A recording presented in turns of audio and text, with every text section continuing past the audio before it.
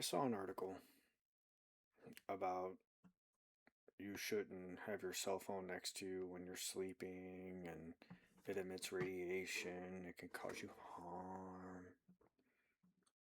On average, people sleep 6 to 8 hours a day.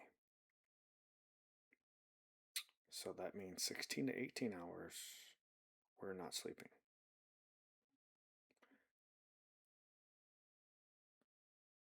So having your cell phone in your front pocket, like most guys do, most. I've seen so many. I've seen multiple recently in their back pocket, like a woman does. But a guy having a cell phone in his front pocket next to his testicles for 16 hours, that's cool. Having your cell phone in your back pocket, like most women do and some dudes, that's cool for 16 to 18 hours. But don't you dare let that cell phone be near you when you're sleeping.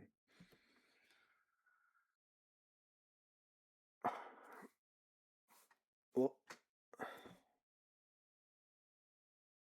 so it's bad for you, yet they're telling you to use it constantly and for everything.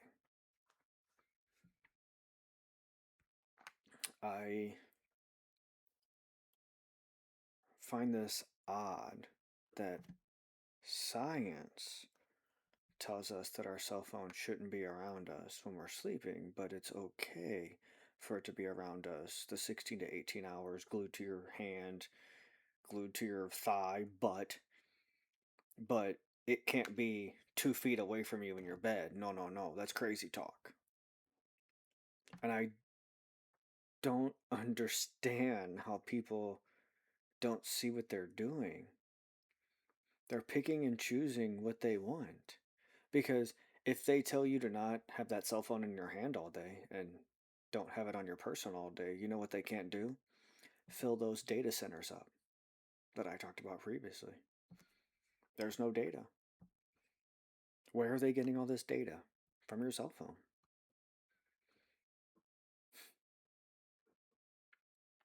They're listening to me right now. It's across the room. I'm sure it's the microphone on it's amazing.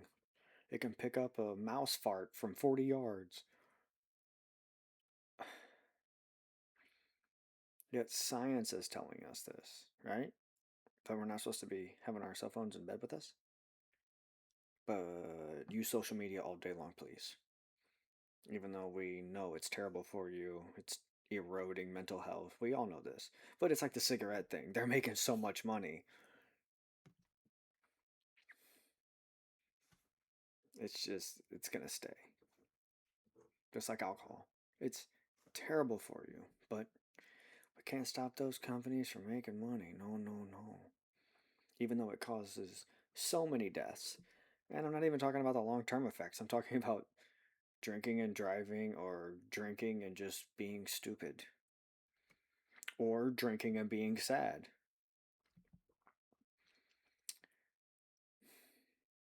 Like, I talked about a dream I had, and I rarely dream, and I was like, let's see what it means if you don't dream very much. Basically, you have a mental disorder, you're not sleeping well, something's wrong with you if you don't dream. You're not getting into REM cycle. You have to get in a REM cycle to be able to dream. Well, my dream happened from me going to sleep to waking up from the dream was 30 minutes. I was always told you can't get in a REM cycle that quickly. Science told me that. But they're acting like it's just a known fact that you have to dream as human beings. How do they know that? Our brains are way more complex than, like, I think there's a decent chunk percentage of the brain that they have no idea about. So how on earth can you make these blanket statements about the brain when you're sleeping? I don't I've been a very good sleeper my whole life, and I've almost never dreamt ever. Does that mean I don't sleep well, really? Even though I wake up refreshed? I need to go take a sleep study. I'm not really fat.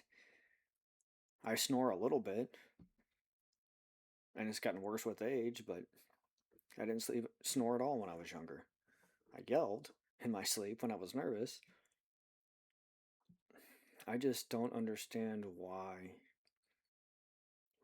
we believe someone that has like PhD at the end of their title. Why? Because they chose to take facts that supported their argument and shove them down your throat and ignore facts that disprove their argument. Because they say this stuff like it's just solid gold. And I don't understand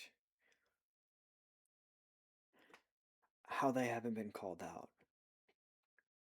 So, the young man that I watch, he is very constipated. I've had to have my finger up someone's butt more times than I care to count. I never thought it'd be up there for a second, but I've had to give him suppositories because he just doesn't poop very well. And the doctor told his mom, it's because of his diagnosis. He's in a wheelchair. He doesn't move like the rest of us. Which, to break up the poop, and he doesn't move around, and that helps the intestines digest. And I guess that sounded good. It was a lie and untrue because I'm pretty sure his diagnosis hasn't changed. He is still in a weird wheelchair, and we changed his food, and then all of a sudden he started pooping on his own. And because I'm a jackass, and this is what I do, when he started pooping on his own, I went up to his mom. I'm like, hey, did his diagnosis change? And she was like, no. Then I guess the doctor is full of shit. And I just walked away. And she was like, what? And she came and like, what do you mean? I was like, you have told me, and the doctor, I've been there when the doctor has said this, that it is because of his diagnosis that he doesn't poop. He is in a wheelchair and doesn't move, so he doesn't poop. I was like, but the only thing that's changed is his food, and now he's pooping. And she's like, oh. I'm like, they're full of crap. They're liars. And they don't know anything about anything. They pretend they do. They act like they do. But they really don't. They're just as confused as the rest of us and just say things confidently. So when someone says something really, really confidently, question them.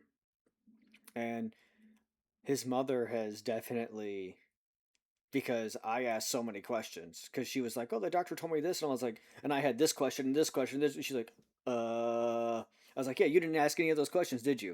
I was like, that's why people that are in high positions don't like someone like me, because questions and them having to defend themselves means I don't believe you. Prove it to me. And that means you're hurting their ego.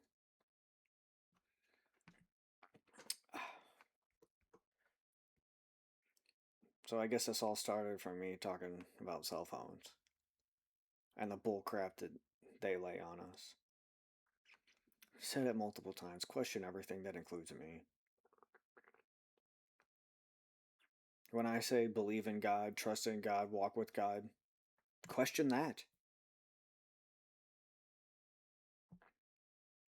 See what's out there, see what's real, and you'll find out that what's real is God.